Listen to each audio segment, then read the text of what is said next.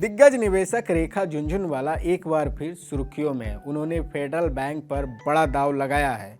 झुनझुनवाला ने चालू वित्त वर्ष की सितंबर तिमाही के दौरान इस प्राइवेट सेक्टर बैंक में अपनी हिस्सेदारी बढ़ाई है। बैंक में उनकी हिस्सेदारी अब 2.42% हो गई है, जो जून 2025 तिमाही में 1.48% थी। इसका मतलब है कि उन्होंने इस अवधि में करीब 2.3 करोड़ शेयर खरीदे। अब उनके पास फेडरल बैंक के कुल 5.9 करोड़ के ज़्यादा शेयर हैं। फेडरल बैंक के शेयरों में इस भरोसे का जवाब शानदार तरीके से दिया। सोमवार को बैंक के शेयरों में करीब 3% की तेजी देखने को मिली और यह 234 रुपया के आसपास पहुंच गया। इतना ही नहीं, फेडरल बैंक के शेयर रिकॉर्ड हाई पर पहुंच गए और 52 हफ्ते पर नया स्तर बना चुके।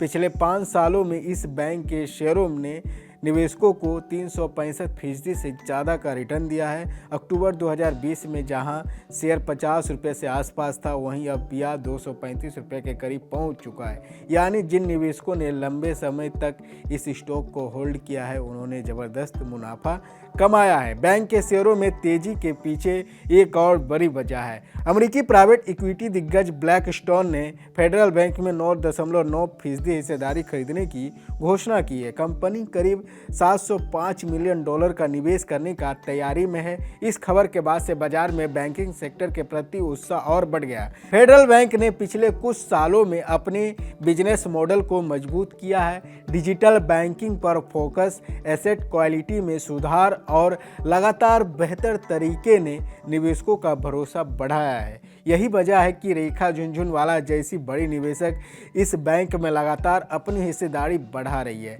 फेडरल बैंक के अलावा झुनझुनवाला ने कैनरा बैंक में भी अपनी हिस्सेदारी बढ़ाई है। जून 2025 तिमाही में जहां उनकी हिस्सेदारी 1.4% थी, वहीं अब यह बढ़कर 1.57% हो गई है। उनके पास कैनरा बैंक के 14.24 करोड़ शेयर हैं।